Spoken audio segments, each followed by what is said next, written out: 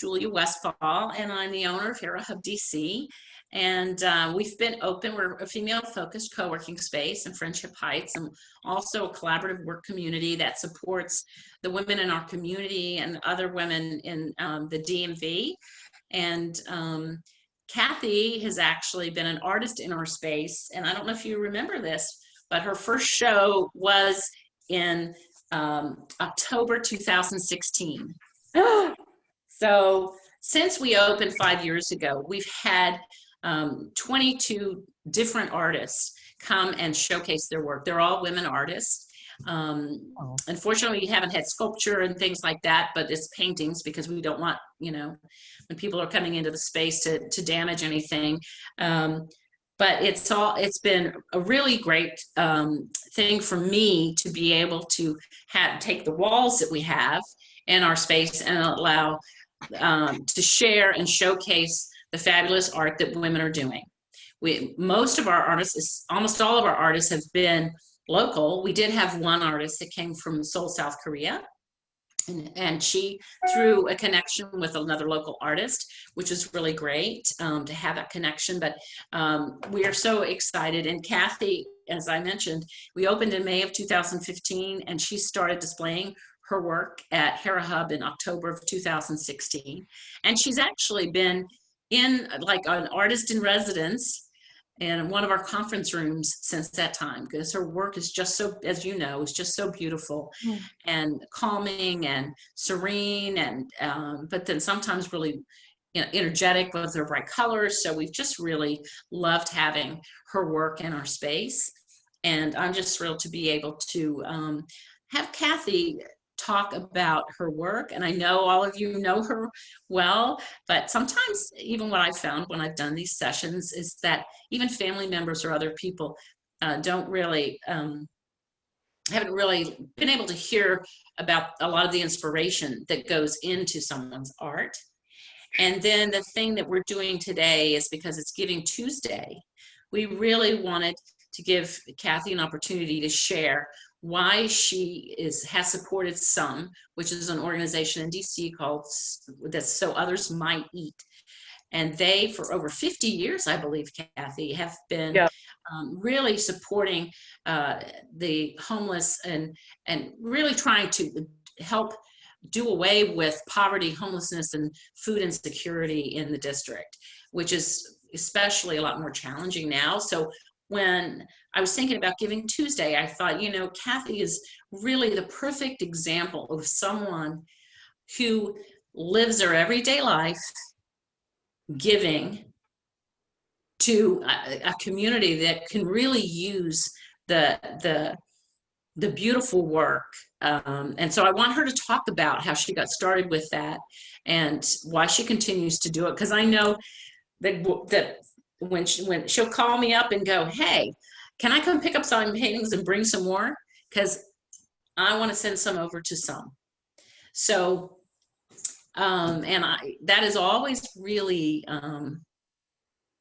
has really compelled me, and to really think about service and donating and giving and contribution. And even though today is Giving Tuesday, it really shouldn't just be about one day. And Kathy, you've made it about every day in your life. So I get a little teary-eyed about it, I have to say, when I think about what you've done. So I hope you can just give us, just start out with, some of the inspiration behind your work and how how do you even create these beautiful works of art? Thank you. And Emily, are you going to move the screen? Mm-hmm. Oh, thank you. Yes. So you do that. Yeah. So can you do, so I want to show you one picture of what my studio in Greenville looks like. Right now I'm in my home studio because the Wi-Fi at Greenville isn't very good. And here I would say that the inspiration for my work is simply color. This is even an older painting, so there are several that aren't there anymore. But I think that I have all those extra, I don't know if they're cones or rods in my eyes that give you really good color sense. I'm extremely interested in color. And I remember when I was a little girl, we would go downtown, Rochester, Minnesota, which is not, I mean, I loved it there and it was very beautiful, but it's not the tropics. You know what I always wanted to have the chance to perhaps paint one of the buildings downtown, like Dayton's, paint it turquoise. That would be really beautiful. Or even the Mayo Clinic, paint part of it so that it wasn't just gray. So I think that that inspiration has always been in me. Another inspiration is that our mother sort of encouraged us to color and paint, or allowed us to do it. And from a very early age, we did that, especially I did, and my sister Julie did. And so I would think that some of that comes from having support when you're little. And I think someone said, "Oh, Kathy, you're so generous." Well, generosity is the recognition of what is reciprocal, what you have been given. And so I really feel as if my desire to give back, I feel very lucky to be able to place all those paintings in So Others Might Eat, because what it allows me to do is to give back what I really love, which is color and so on. And so I'm so thankful to Julia, who has let me have a little atelier in her working space. Very grateful, and for the wonderful work she does. And also to Linda Parisi of So Others Might Eat, because I actually sent an email to So Others Might Eat, and I don't even remember when that was, when I realized my studio at Greenbelt, which is quite large, was getting filled up, and would they be interested in having some work? And she said yes, and then she came out. She said, "We get that request a lot from people, could they donate one painting or something?" So she came out and looked, and then she left with about 30 paintings. That was really great. And so I've been able to contribute a lot of paintings to some, and I will be also working with a women's shelter very soon and hope to move out from there. It is an enormous gift for an artist to be able to give. And I wanted to read something to you from, there's an article by, in the New Yorker about Marilyn Robinson, who I admire very much. And she says about art, she credits, one of her friends was saying, that generosity is a casting off of the constraints of prudence and self-interest. I love that. Mm-hmm. It is so like Wow. it that I think it may actually be the impulse behind art. So when art asks you to not be prudent and to cast off those constraints, and also of self-interest. So I find that enormously helpful and really beautiful today. So hi, Trudy. So Trudy is one of the people who has made my life so wonderful to have her as a sister. So she knows that.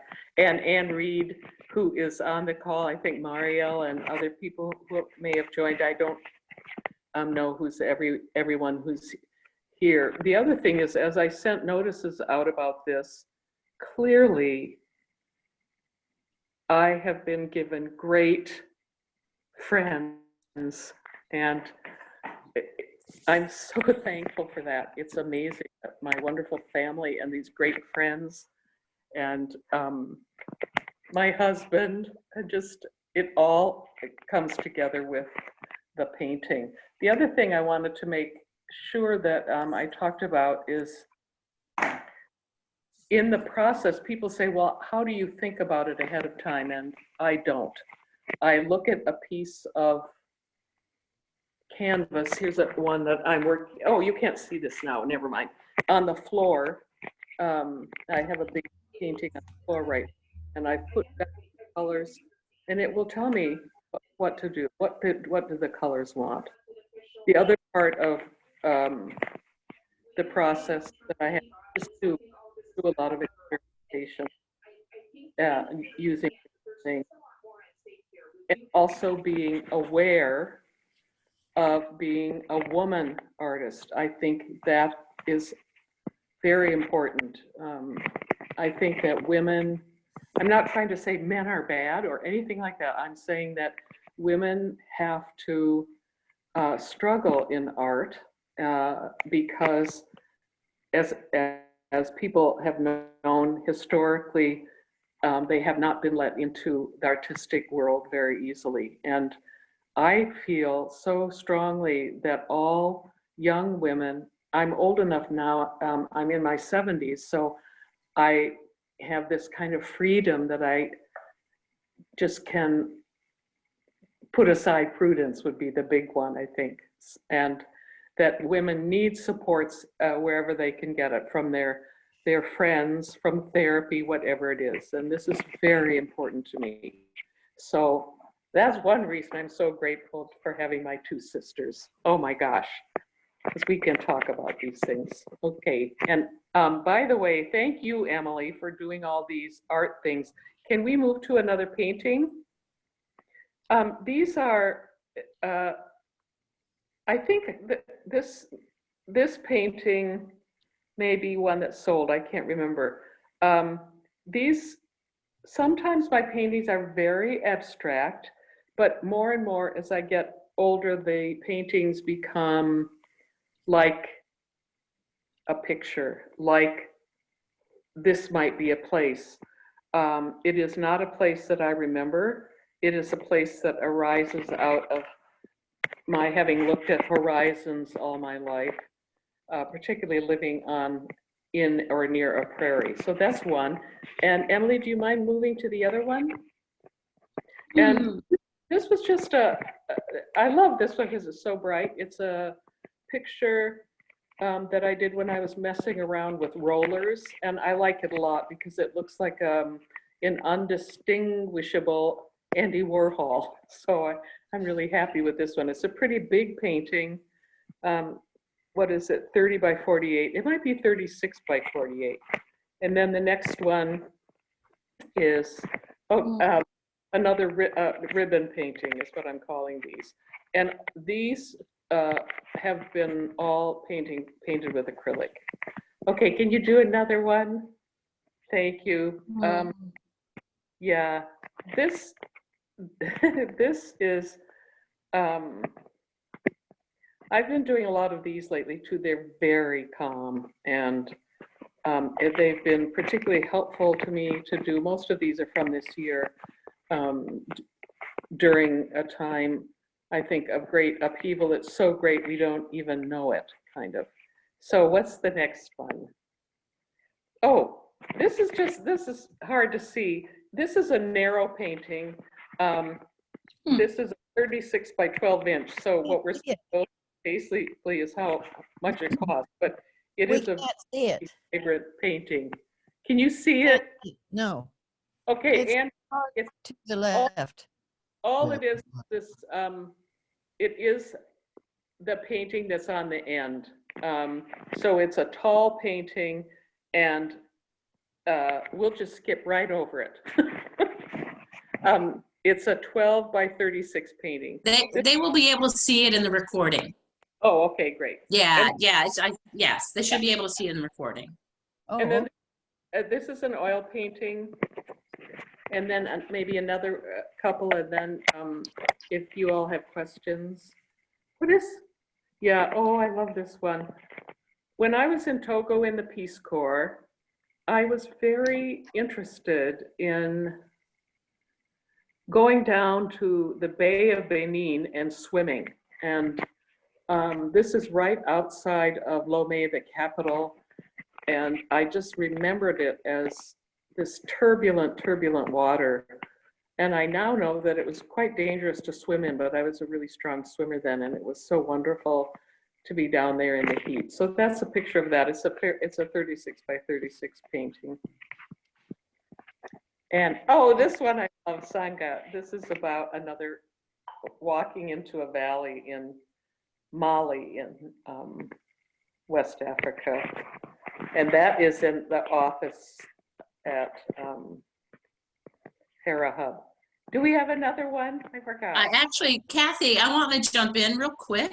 Yes. When you please. talk about, I didn't realize, this is why the beauty of this comes through, is that I didn't realize that that was inspired by Molly. Because Oh. one of our members has a nonprofit called ACFA. Ooh. It's for children, and it's based in Mali.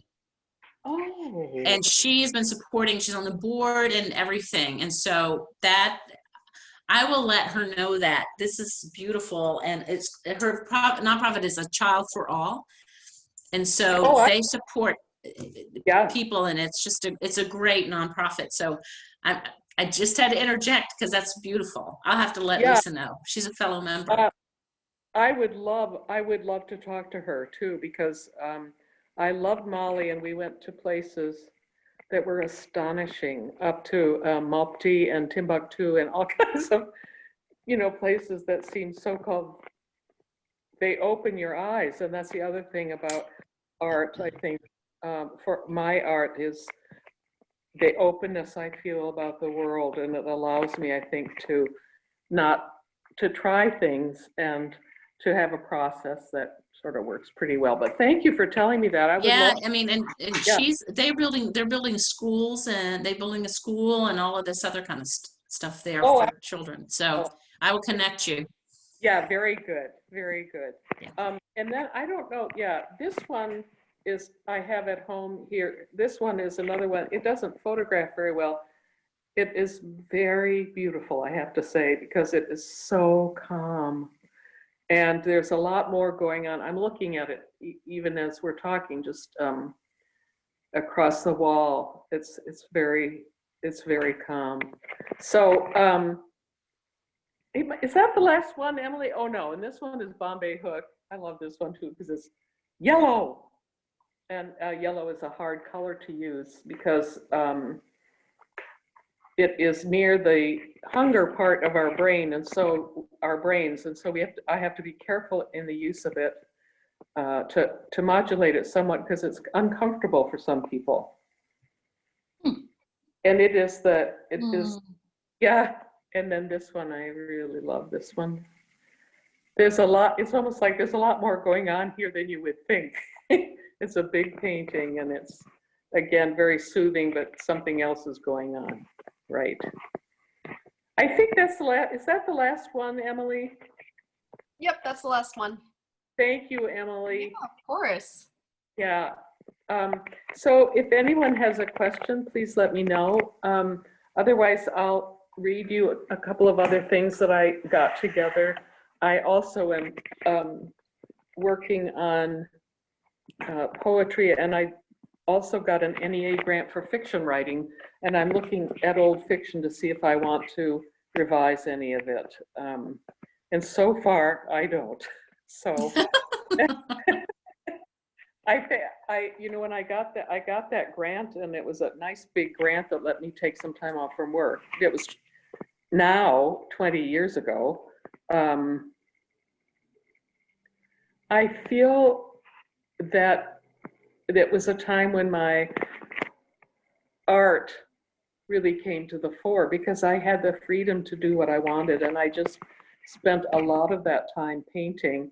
Not that I also wrote, so I don't feel guilty about using that time, but it was very eye-opening for me, very helpful. So one of the, I wanted to read you this part of this Emily Dickinson poem about what the artist does. It's called This Was a Poet. This was a poet, it is that distills amazing sense from ordinary meanings.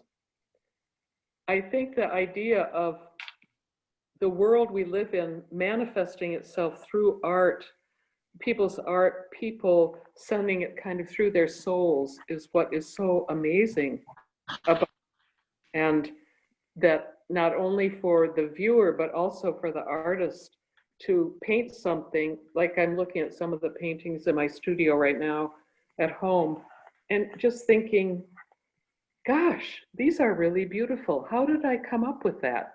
How did I allow myself to respond to those colors, not say that the, you know, trees had to be green and so on. So it distills amazing sense from ordinary meanings, and atter so immense from the familiar species that perish by the door. And those are the familiar species. Atter, of course, is the scent of pictures. The discloser, the poet, is he entitles us by contrast to ceaseless poverty. But I don't think that's true. That was one of the things. I think that there are people who find poetry and painting almost too, really beautiful poetry and painting almost too much to bear because they can't achieve it themselves. But when I look at Renaissance art or any art, almost any art really, and children's art, I just love it. So I think that's mostly what I have to say. Trudy, do you want to say anything? Can Trudy hear me? No? Yeah, I think she can. She muted herself. Trudy, I think you're muted. Muted Now, myself. there you go. Now, Trudy, want to say anything? I'm going to turn off my fan. yeah. So am I, Yeah, my we can hear computer you. said that I am. Okay, good. I just Yeah. am so, when I first heard that Kathy had this arrangement with So Others Might Eat, I felt as if my heart would explode with joy at the beauty of this virtuous circle of the artist creating so much and having a place to enrich people's lives who don't have access to beauty or as much access to beauty, or who may have limited their access to beauty. And so I think it is a marvelous thing that you do, Kathy. You are such a generous person, and I'm so grateful that you have a place to put that generosity that is so healing for others. So, Well, okay, I knew that I should ask Trudy. Thank you. That's beautifully said. Beautifully said. You know, and Wow, that's wonderful. yeah. And I don't know, Kathy, Tom joined too, Yeah. from all the way from Vancouver, I guess, right? Correct. Yeah. Yeah, I finished up a meeting early, so I was able to jump on. Oh, that's wonderful. I'm so glad you're able to join us. We're also going to send out you can see the whole thing. We're recording, so you'll be able to see what you missed. But thank you so much for joining us. But Kathy, I just want to say that, you know, when I was thinking about Giving Tuesday, I just thought about the way it's not about a single day. It's not, you know, with a lot of fanfare. It's just the way you live your life.